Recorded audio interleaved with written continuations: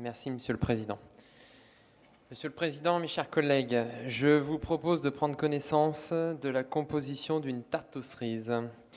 Pour la réalisation de cette tarte, nous avons besoin de réaliser une pâte, puis une crème, et enfin, nous disposerons les cerises.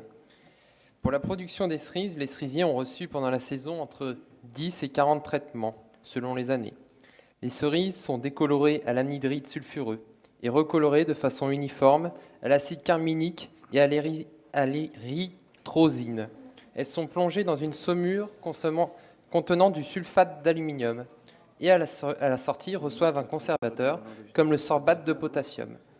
Elles sont enfin enduites d'un sucre qui provient de betteraves qui ont reçu leur dose d'engrais et de pesticides.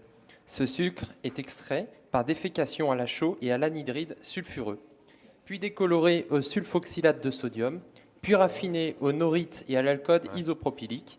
Il est enfin azuré au bleu anthracynonique. Par ces traitements, les cerises ayant donc perdu tout leur goût, il est nécessaire d'ajouter un parfum artificiel alimentaire. Le parfum artificiel de cerise se compose des molécules synthétiques suivantes: acétate d'éthyle, acétylméthylcarbonyle, butyrate d'isomyle, caproate d'éthyle, caprylate d'isomyle, caprate d'éthyle, butyrate de terpinyle, géranium, heptanote d'éthyle, aldéhyde benzoïque, pétaloïque, essence artificielle d'amande, de girofle, de cannelle, de lie de vin.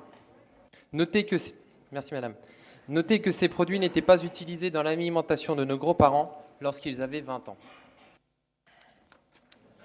Je vous passe la composition de la pâte et de la crème, mais vous avez compris l'idée.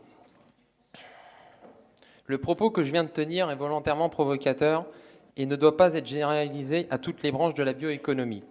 Toutefois, il permet de prendre conscience des dérives des marchés, de la recherche, développement et innovation dans l'agro-industrie, de la recherche jusqu'au boutiste, de la compétitivité dans un monde sans écluse douanière où seule la loi de la finance domine. Ces modèles sont-ils vraiment durables, bien qu'issus de la bioéconomie? Nous en doutons. Je vous remercie.